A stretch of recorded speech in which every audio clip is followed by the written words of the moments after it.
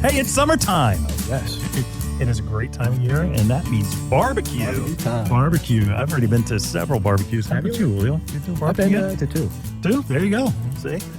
You can elevate your game on the grill just by adding a few fresh herbs. If you're still using those shaker bottles of herbs, you're in the past. You're living in the past. Yeah. You know, think about this. Let's start. Where do herbs grow? How do I grow my herbs? They need to be in full sun. Full sun. I have over-the-rail deck planters that have herbs in them, but you don't have to do it that way. You can do a regular window box on the ground near the grill, not so that the heat messes with them. Okay, just saying. But also a large pot. Herb varieties that are a must. Okay, got your pencils out? Yep. If you're driving, please be careful. Rosemary, chives, Italian parsley, as opposed to curly parsley. Yeah, sure. There you go. The ones that has a flat leaf and it looks just like cilantro. But you can taste the difference, trust me. Oh, yeah. All right, so first of all, rosemary, there are different types of rosemary out there. There's one that's called barbecue. Barbecue, huh? If you're a starter, just get barbecue. Just get barbecue. It has long enough growth on it that you can actually use them as skewers. Ooh. Now, this is going to be the end of the summer. Now, talk about upping your game. You can use them as a skewer to hold everything together. But you've got to let it get a little bit woody. And you know, when we talk about woody, we mean that it's got to get more like a branch. And most of the time, they are perennial. So that's a great thing. But there's also, just to give honorable mention, there is a trailing type as well. Both have similar flavor, but I want the upright one. And that there are a number of different rosemaries. For the most part, you can't go wrong. But I encourage you, if you're shopping at Bloomers, take a little pinch, take a sniff. You'll know, like by smell, of the kind of taste that it's going to bring to your food. And, all right, Aaron, I've got a question for you. Go ahead. If you, for instance, could not smell, right? You lack the sense of smell, and that you had to eat. How much would you be missing? Like, all right, let's scale 1 to 5. It's like 1, I wouldn't be missing anything. 5, I'd be missing everything. If you couldn't smell the food come to you before you ate it. I mean, I'd probably be like around a 4. A 4? Yeah. Yeah. Julio? Yeah, I would probably be a 5. 5? Yeah. That's it. Yeah, if I couldn't smell it, I mean, I just think the sense of smell and taste are kind of connected. They are. Yeah, they are. They are. And that's one of the things that fresh herbs bring you. Chives is another one. Oh, gosh. You're a chive guy, aren't you? I'm a chive guy, but here, because it's really, really versatile. So you're making eggs in the morning, right? Scrambled eggs, simple. Throw them in, and you just take a scissors out, and you cut a little pieces of chives, put it over top of the eggs just before they're done when they're still soft. We use them in our home fries. Yeah, and that was the next thing, potatoes. Potatoes, yeah.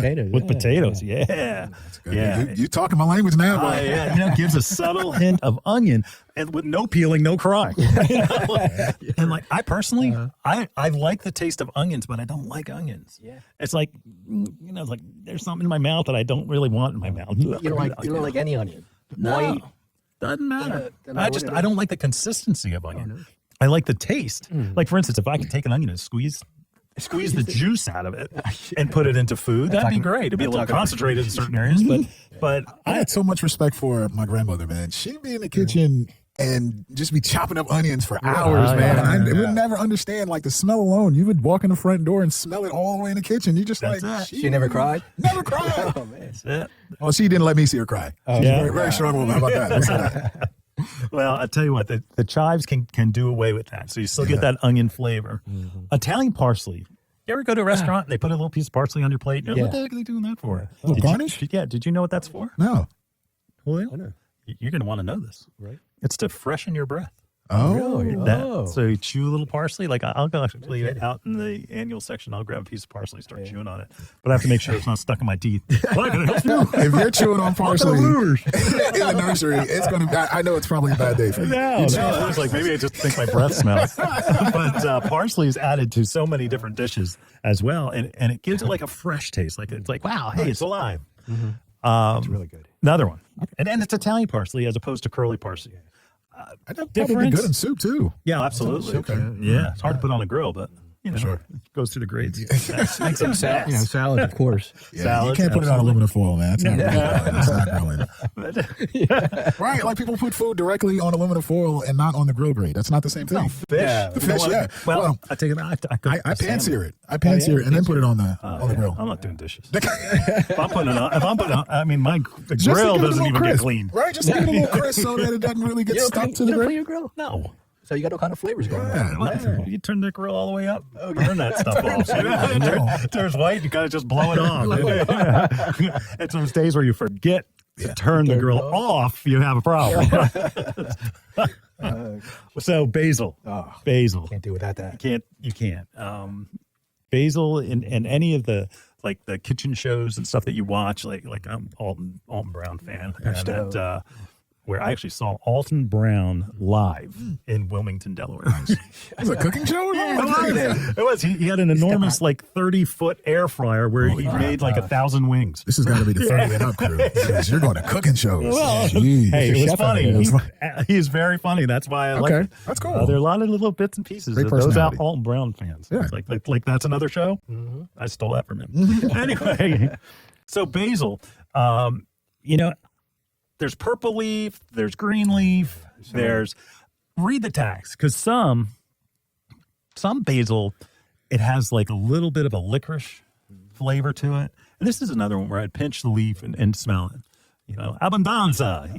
You want I don't like see Aaron's making faces. Well, I mean, you mentioned licorice, man. I mean, the thing is, anise. I like the regular Twizzlers, but just not the black licorice flavor. That's just it's terrible.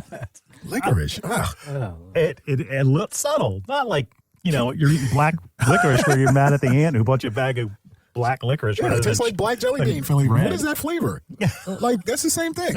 All right, I'm sorry. Anise. That's what it tastes like. Well, okay, all right. And that where there's other rosemary where there's a small, tiny, little itty bitty leaves. Right. Honestly, I just get the most Italian one possible, and that works for everything. But I'm sure there are people out there, and call the hotline. The hotline is 609-685-1880. Let us know what type of basil you actually use. Now, don't tell me that you grow, I grow the proven winter variety.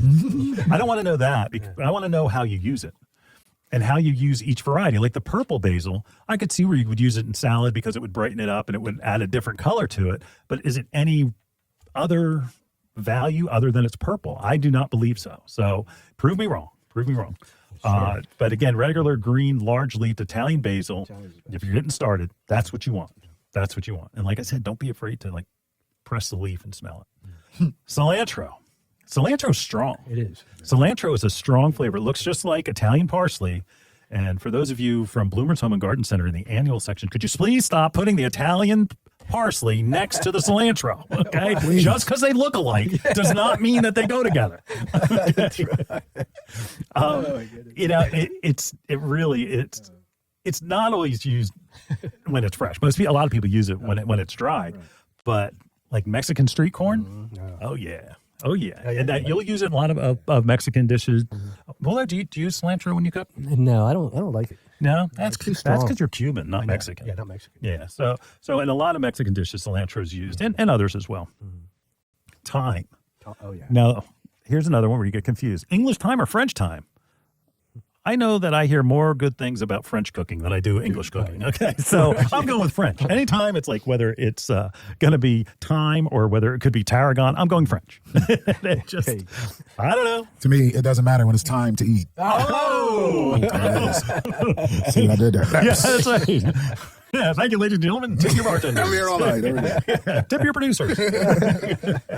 But again, thyme is one of those things where you need it when you need it, and that it grows really easy. It's perennial. It comes back. I think I have the same thyme plant for about 5 years now. You can't kill that. No.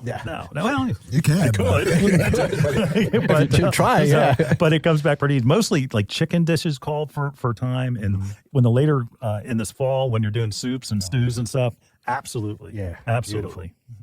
Sage. Yeah, another one. So sage. Now, there are lots of different varieties, and there are different colors that are attractive. I mean, regular gray sage or green sage is what you go with. You can go with a tricolor sage because it has 3 different colors because it looks pretty, but basically it's all got the same taste.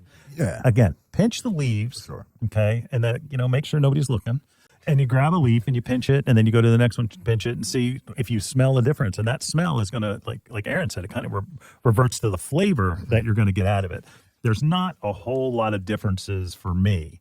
And again, please, listeners out there, call the hotline. Let us know if you think that, like, say, a German-style sage is different from, like, say, a tricolor sage. Or there's different mixes, too. There is pineapple sage. Oh, gosh. Yeah, I mean, you could go crazy with herbs because, man, when you hit some of the times even, where there's lemon thyme, lime thyme, there's all these different times. But you want to keep it simple. No Miller time? No Miller time. Yeah. No Miller time. We got a comedian here. That's my last that. pun for Can the I day. steal that? I like that. And again, it finally, last one is tarragon. I cooked some salmon on the grill, and it was a simple recipe, really simple. So you take salmon, skin side down, and you slather it with a mixture of mayonnaise. Let's see, it was mayonnaise, mustard, and I like regular brown Gouldens mustard, and tarragon.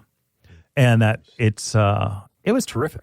It was terrific. And that it got a coating on, and I maybe went a little heavy-handed with it, but it coated the salmon, and that it actually got like a little bit of a crust to it. Like a crispy From the marinade. Nice. It was excellent, and that I needed fresh tarragon. No stuff from the little shaker bottle would do. That's plastic things. They come in. And tarragon is easy to grow. It's almost like thyme, where it does hang over a little bit. And again, there's different types of tarragon, but I always go French tarragon. I would always French tarragon. I'd say. Consider creating 2 pots or 2 window boxes. One is for Italian food and another one, say, for Mexican food. And it's just fun to be able to try new things, and that you can try something that's a little bit different. And you'll be amazed on how just a few plants increase the flavor of your barbecue. It's pretty amazing because it lightens the food and makes it awake. It does. So you'll enjoy it. So get out there. There's still stuff available. There's still herbs at your local garden center. We, for instance, at Bloomers just brought a whole bunch of herbs in. And that most of the ones that we're talking about are still, we keep in stock. So get out there. Get the real thing. Yeah. Get out there and get on the barbecue. There you go.